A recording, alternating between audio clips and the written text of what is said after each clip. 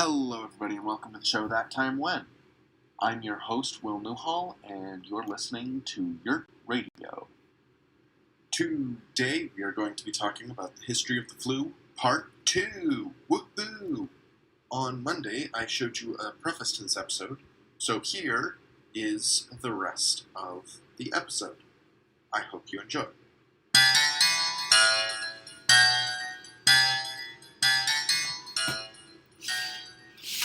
It happens every year. You go to the doctors and you get your flu shot. Or, at least I'd hope you do. Then you go home with a sore arm. But have you ever wondered why we do that every year? Now, I know everyone always talks about that dreaded 1918 flu pandemic. They've been comparing it to COVID for the last year or so. You might think that the flu is actually very similar to COVID, but that's not actually true. They're very different diseases. The influenza virus is completely different from the COVID virus. It also has a longer history on account of the fact that it's been a threat for much longer. Unlike COVID, the flu has been around for about 1,500 years, which is 1,499 more years than COVID has been around. However, since everyone is always talking about the horrible 1918 flu pandemic in relation to COVID-19, I thought it fitting to discuss it here on the show today. Historians debate over where the 1918 flu, incorrectly nicknamed the Spanish flu, first appeared during that pandemic. Some say Germany, some say China, and others say Kansas. The simplest answer, though, is we're not sure. What we do know is that the 1918 flu is a deadly mutation of a virus called H1N1 by the medical. The H in H1N1 refers to hemagglutinin, one of the two main parts of the virus. The second is neuraminidase, that being indicated by the N. The numbers show which version of hemagglutinin and neuraminidase is in the strain of the virus. We know of 18 types of hemagglutinin and 11 types of neuraminidase. They then connect to each other to make different types of influenza. Each combination makes up a different flu virus. That's why you get a different vaccine every year. It's basically a vaccine specific for that version of the flu. But Will, you might be wondering, what does the A in H1N1 stand for? Well, my dear listener, the A classification refers to a type of influenza virus. You see, there are 4 types of influenza virus, indicated as A, B, C, and D. The A and B viruses are the ones that tend to cause seasonal epidemics and the ones you are typically vaccinated against every year.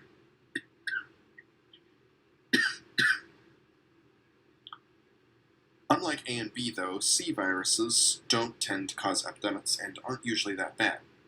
D is even less of a threat because it tends to really only infect cattle and isn't thought to be a threat to people. A viruses are the biggest concern because they're often the ones that cause pandemics in particular, pandemics like the 1918 flu. Influenza, unlike A, influenza B, C, and D are classified a little differently than A because, and we don't really get into that because it's not really what we're concerned about today. What we're concerned about today is the H1N1 pandemic of 1918. That's really it. As I'm sure you're aware, the 1918 flu pandemic struck during one of the most serious wars in the 20th century, the First World War. I'm not going to bother explaining why the war started because it's really complicated. Basically, one guy got shot in the head and it caused a domino effect all across Europe that caused everyone to fight each other and eventually leads to World War I, which in and of itself eventually leads to World War II. But we'll talk about that a little bit later. For this sub-segment of our talk on disease, we're mostly going to focus on how the 1918 flu affected America, because we, my avid listeners, are most, if not all of us, Americans, and we tend to really only think about ourselves being Americans. Unlike basically all of Europe, America wasn't really involved much in the politics leading up to World War I, except that we had alliance with other countries involved in this mess, which is what got us involved in the first place. In April of 1917, the U.S. entered World War I with 378 100,000 troops. The government at the time, the Wilson administration, wanted people to get involved with the war, so that June they started to initiate a draft to get all eligible young men involved. This actually didn't have much opposition, at least at first, in the community, largely because there was a lot of propaganda about fighting those horrible Germans that, were coming to invade your country and ruin all American values. And it's why you should call sauerkraut freedom. What do they call it? Oh, yes, liberty lettuce. And French fries were freedom fries. But these anti-war sentiments were largely quashed by propaganda. There were also some Supreme Court rulings regarding how much one could or could not protest during the war that were actually later overturned in a court case that involved an attorney using the F word quite regularly throughout the hearing, which I actually talk about in my History of the First Amendment, which, if you listen to that episode, you know what court case I'm referring to. Anyway, World War I went pretty well at first for America, at least as well as a war could go. The soldiers were, for the most part, chugging along through the trenches and trying to avoid mustard gas and just the general horrors of warfare. But one of these soldiers who's training at a camp in America seems to all of a sudden feel a little sick, and soon enough is laying on a bed and is absolutely miserable. The doctor thinks it's a flu case and isn't able to do much to treat it. But soon enough, another case comes to the doctor's office, and another, and another. Eventually, it just starts to seem to rip all through the barracks of this particular fort in the U.S. and starts to appear, once some of the soldiers get shipped off to Europe, starts to appear in Europe, in World War I, and starts to quickly takes hold over the war zone. The governments of the countries at war, like Britain, France, America, and Germany, found out about it, but did essentially nothing. They wanted to keep it quiet so that their enemies didn't decide to exploit this supposed weakness. Little did each side of the conflict know, everyone was getting sick from this. The first country to really start to set off the alarm with how serious this flu was actually Spain, which is why we call it the Spanish flu. Not because it started in Spain, or that Spain had the most casualties. It's just because Spain was willing to talk about it. But information seeped out anyway in each of these countries. A report appeared in a public health report in America on April 5th, 1918. It reported that 18 soldiers were severely ill and a few had died. It actually may have been more than that, just because of how hard the government was working to actually suppress this information.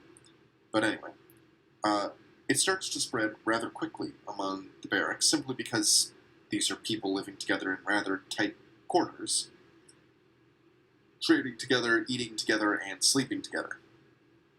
By the end of the week, it quintuples in this fort. By the time it hits October of 1918, it appears again in Camp Devens in Massachusetts, and begins to take hundreds of soldiers down with it. It starts to move very, very, very quickly. And at this point, it started to creep out into the public. Previously, it was really mostly just affecting soldiers, but now it's really starting to focus on public individuals. Once it does, or I guess not focus, the disease can't really focus on a particular group. But anyway, once it does leave the forts, it begins to spread like wildfire. Inside of October alone, it kills just under 200,000 Americans. By then, the country is already experiencing a shortage of nurses and physicians on account of the fact that a lot of nurses and physicians had to go to Europe for warfare, so a lot of the domestic ones are mostly just focused on this. It gets so serious that the Red Cross of Chicago actually starts looking for volunteers to help. Cities even begin to shut down. So you may be wondering, where is the federal government in all of this? Shouldn't they be helping? What is the president doing about this literal national disaster? Unfortunately, the answer is the federal government isn't doing a whole lot. Like the rest of the countries at war at this time, the U.S. tried to stifle any press regarding flu cases. They didn't want people to, either soldiers or citizens, to lose morale. Of course, it didn't work because the citizenry aren't entirely stupid. They do watch what's going on.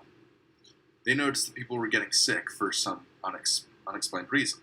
Once they realized that the main target seemed to be soldiers, and that soldiers that came back from war often brought the disease with them, they started to bring 2 and 2 together to make 5.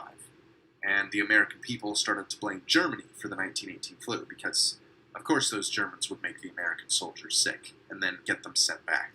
It's a nefarious plot to take down America, which seems to be a common sentiment when America's at war with the country. But anyway, eventually, government officials basically drop the guise that nothing's going on and cities start to implement public health measures. But that's once the flu has really started to take hold and starts to spread like wildfire all across the country. Cities like Chicago start closing theaters, schools, and prohibit public gatherings. San Francisco started doing campaigns to get people to wear masks out in public. Salt Lake City officials even started placing quarantine signs on the front and rear doors of homes of people with the flu. Chicago went so far to even ban public funerals. And they also ran out of caskets, so a lot of shipping companies would offer boxes to replace typical funeral caskets. But nonetheless, this only increased the anti-German sentiment at the time. They blamed any German American, basically, and viewed them as enemies, basically. They viewed all German Americans as enemies and thought they were spying on Americans. Anyway, yes, I will get off the topic of German American views at this time, because it's a dark topic. By November of 1918, the war was officially over, and soldiers started coming home. But, like with the soldiers that were coming home previously, these people brought the flu with them. This also wasn't helped when a bunch of Americans in Philadelphia decided to have essentially a victory parade. And that, of course, increased flu cases significantly.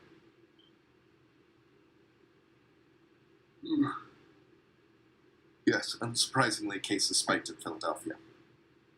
You may be thinking, well, this is, of course, November of 1918, and, December's about to come, Christmas will come, everything's going to get better, and it's going to get so much better.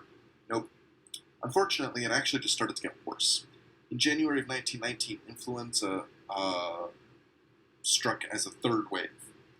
After only 5 days, San Francisco reported 18,000 flu cases and 101 deaths as their yearly total so far. 5 days into the new year, and already there are almost 2,000 cases and over 100 deaths. It got so serious in the U.S. that by February, Illinois passed a bill creating a state-sponsored practical nurse training program. Then all of a sudden, it seemed to dwindle down in the U.S. and actually starts to leave the U.S. But it doesn't leave Europe. It continues to majorly affect Europe. Especially 6 months later, when soldiers had come back from World War I. Or the Great War, as they were calling it then. The president at the time, Woodrow Wilson, was at the Versailles Peace Conference, trying to, get European countries to actually like each other. And if you know anything about the Versailles Peace Conference, you know that the French, the British, and basically everybody wanted to eat the Germans alive. And these included things like demanding reparations and disbanding the German army and making it impossible, basically creating a system that made it impossible for Germany to even stand a chance of paying off the war debt they had, which later leads to World War II. Most historians will agree and say that the World War I reparations pretty much caused World War II. But anyway, as soldiers were coming back from World War I, or the Great War as they were calling it then, Woodrow Wilson was at the Versailles Peace Conference. His aides and other workers with him noticed that he actually started to seem a little spaced out. Wilson had sunken eyes, was suddenly very weary all the time, and strangely obsessed with the number of automobiles around him. He even started to believe that he was personally responsible for all the furniture around him, and he was concerned that he was surrounded by French spies. He was the one who really called the meeting and essentially tried to get all these countries to maybe relax a little bit and not demand so much of Germany, because as most people would know and notice, it was pretty crystal clear that what these countries wanted could pretty easily cause massive damage and lead to, what would eventually become Nazi sentiment in Germany. And Wilson really didn't like basically what the British, French, and again, basically everybody else had to say. But when he got sick, he all of a sudden seemed to be very compliant with what France had to say. And he just seemed to stop sticking up. He just seemed to stop picking a fight. He just kind of bent over and just gave them whatever they wanted. Which are all the things that basically led to the rise of the Nazi Party. But of course they didn't know that yet.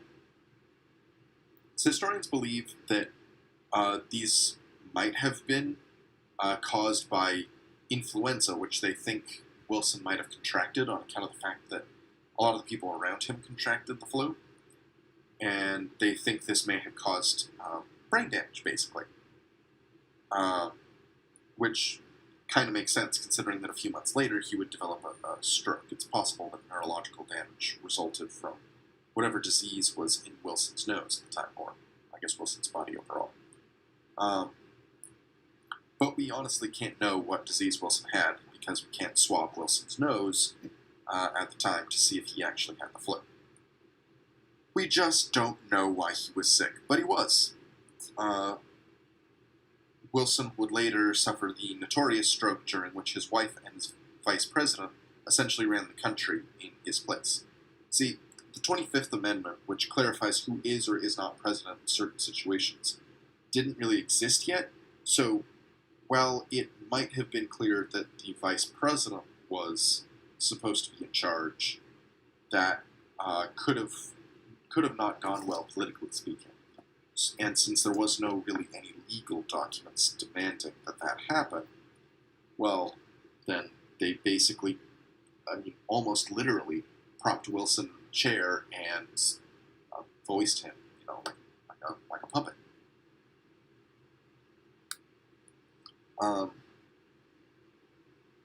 So yeah, at the time of the 1918 flu pandemic, medical professionals weren't very successful at stopping it or treating it. They just didn't have the science. This isn't indicative of the failings of modern medicine as much as it is an indicator of our lack of knowledge about the disease at the time. Medicine relies on knowledge, and knowledge isn't always something we have about it, about a certain disease. See, at the time, we didn't really know that viruses existed. We simply didn't have the technology to know that. The only organism that we knew that transmitted disease were bacteria. So scientists thought this pandemic was caused by Bacillus influenza, a bacteria that seemed to appear in patients. They also tested for pneumococcus, streptococcus, staphylococcus, Moraxella catarrhalis bacteria. People even believed that in order to prevent contracting the flu, they should chew their food well and avoid wearing tight clothing. But this was really because we didn't know what to do about the flu. But they also, in their defense, did have measures that worked really well, like wearing a mask and social distancing, which you should of course do during a pandemic. As a result, they spent the pandemic looking in vain for a treatment for the bacteria among cases, yet they couldn't find it. The pandemic ended before they could really find anything. The flu just essentially burned out. But that's not to say they didn't turn up with anything at all. This event was so scarring that people remembered it, and research continued to be done on influenza, though it did still take almost 10 years. plus, almost 10 years plus. Scientists continued to work on it long after the pandemic ended. One of these scientists that was really heavily involved during the pandemic, and whose research plays a role even today with our knowledge of the flu, was Paul Lewis. Lewis was an interesting man. Unlike other scientists involved in the pandemic, Lewis wasn't necessarily breaking ground as much as he was expanding it. While other scientists were doing research where they discovered totally new concepts that really helped lead the charge, Lewis tended to essentially stay back and, if you view science as like a wall, and a scientist making a new discovery is like making a hole in the wall, Lewis essentially basically expands that hole. He expanded on information that was a new discovery. And that was kind of how he spent his career.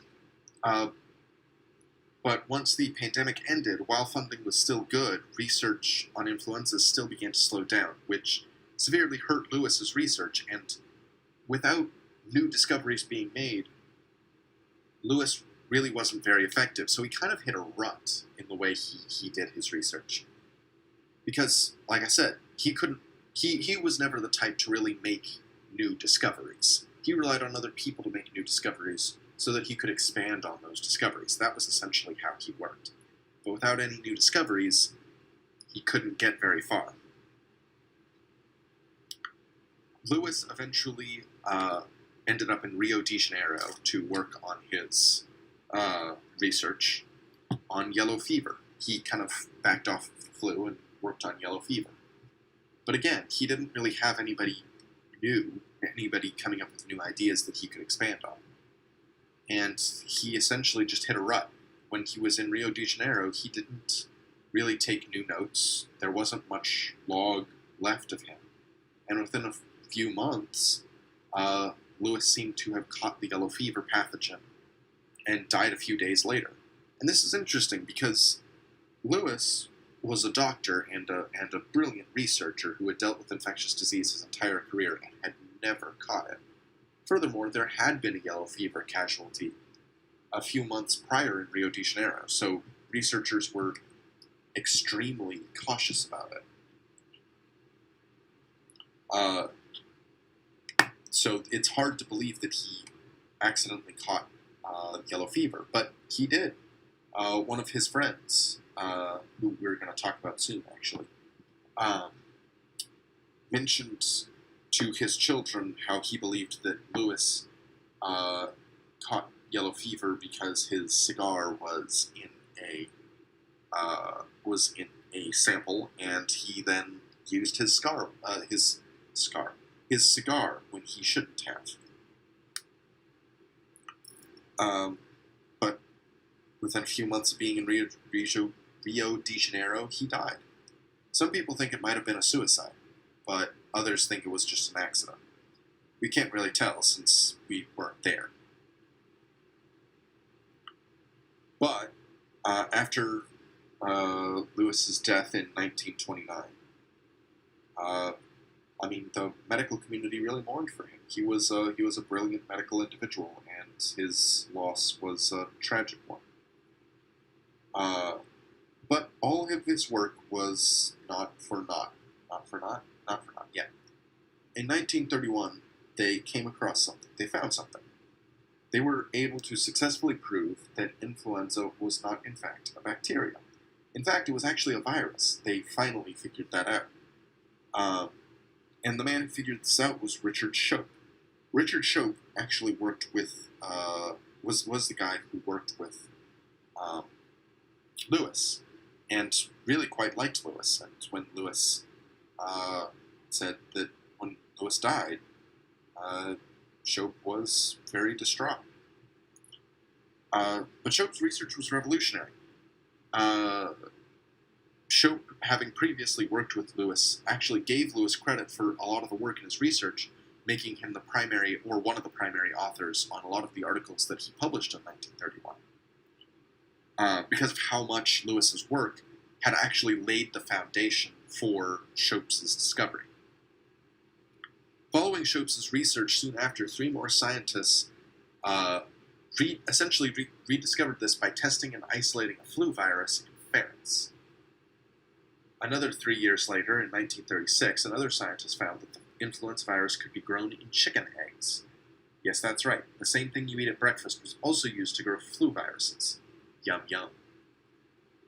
By the 1940s, though, doctors Thomas Francis Jr. and Jonas Salk created the first inactivated flu vaccine using chicken eggs. Now, Salk may actually be a name you're familiar with if you listened to my last podcast where we talked about the polio virus. Yes, Salk was one of the people who came up with the polio virus, or vaccine. But this was a huge miracle. Finally, we could be protected against the flu, a seasonal disease that regularly killed millions of people worldwide, and still kills many, many people year-round.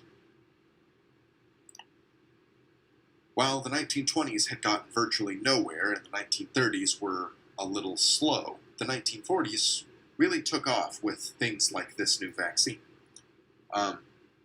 Not only did they come up with the first flu vaccine, but they also created the CDC in Georgia. The CDC originally appears in 1940 in Georgia. However, the CDC soon moved outside of where it was originally placed in Georgia to Atlanta after paying Emory University, and I'm not joking, $10 for 15 acres of land. And yes, you did hear me correctly. But that same year that they moved, they also found that the influenza virus had also moved in a sense. Not in the sense that it changed locations, but rather that it had evolved, and the vaccine was no longer effective. I guess it had moved along, so to speak. So they had to start all over again with their research. Thankfully, with new technology, this made it much simpler, and they were able to come up with a vaccine much sooner. The discovery of the flu mutating frequently enough to render vaccines ineffective caused the World Health Organization to start a flu research center in London that monitors the flu year-round to predict potential mutations to help make the new annual flu vaccine.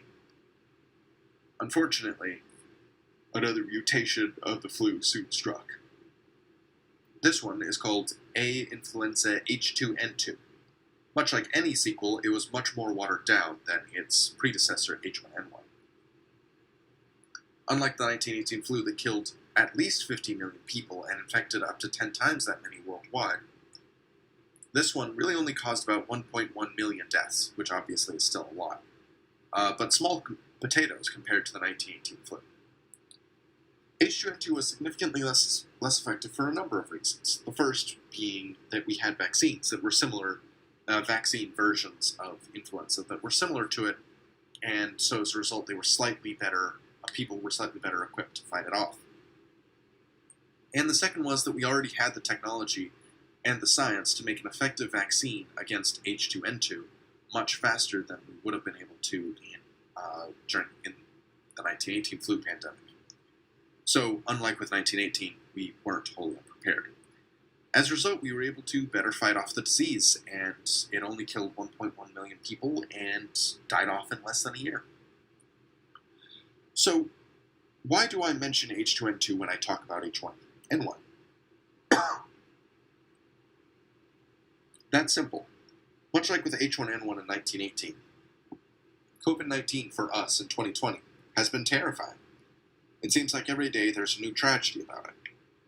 But I want to use this episode to show you something important.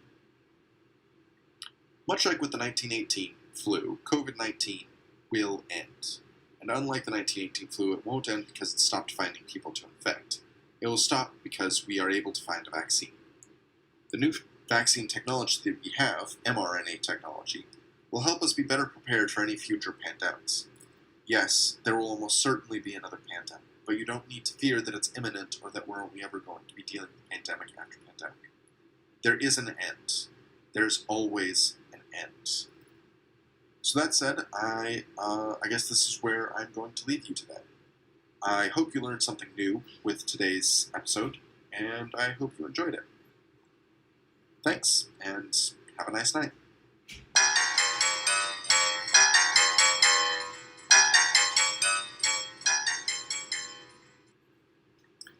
This has been That Time When. Keep doing kooky things so that in 100 years, people like me can talk about them. Bye for now.